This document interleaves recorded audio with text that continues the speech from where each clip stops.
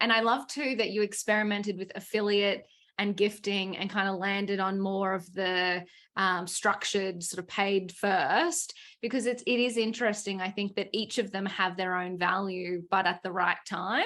Yes. And especially I love the comment about, you know, when you are gifting someone, there's only so many times that you can go back and give the influencer feedback, because a lot of them won't take on any feedback at all if you do just gift. It's sort of a, if we post, we post, if we don't, we don't. So, Yeah. you know, some are, you know, it kind of just depends on where the influence is at, but having that awareness going into that strategy is really important, because, you know, obviously still gifting costs money, right? Like it's still product that you're parting with. So you need to be willing to sacrifice some of that product for influencers that don't end up posting, or the content's a bit lackluster.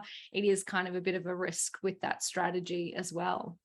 And oftentimes what we've also done is, you know, one of the other things we've added into the whole mix is, you know, finding our own creators who can create branded content for us as well. Yes, I love mainly that. because with branded content, we can be a bit more prescriptive in terms of what we'd like to see as a result. Then when we add that to our paid media plan, we can test very quickly as to what sort of a creative actually works. We then use that to refine our brief for the next campaign for influencers, so that we can actually give them a bit of guidance around, you know, what sort of content actually works as well. But also, you know, there's a fine line between prescribing what we want versus letting the influencers' creativity take over and them communicating it in their own authentic style to the audience as well. Yeah, because it's interesting. I've seen, and I don't know if you've had got any thoughts on this, but I've seen some brands use influencer content and their own content in paid ads, and the influencer content perform a lot better in paid media. Have you had any comparisons as to whether that's been the case for you? So for most KPIs, for instance, if you're looking at CPM, if you're looking at cost per engagement, if you're looking at even, you know, we've used it for traffic campaigns as well. We've also used them for conversion-focused campaigns, and like it depends with the branded content, right? So if the branded content still looks like user-generated content, the performance seems to be on par.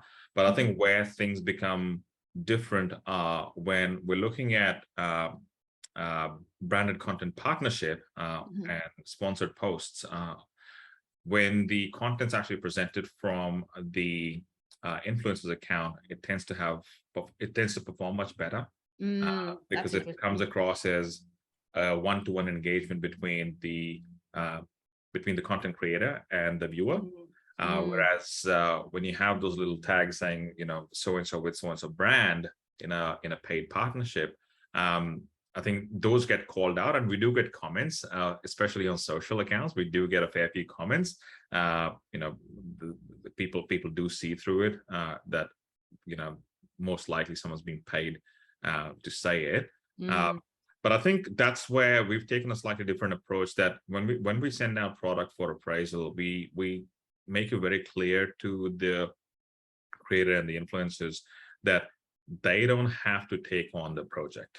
They Awesome. only take on the project if they really like it, if they can see themselves using the product, if they can see themselves talking about the product to their friends and family, because otherwise it actually looks like someone's being paid to say it. It comes across inauthentic, doesn't it?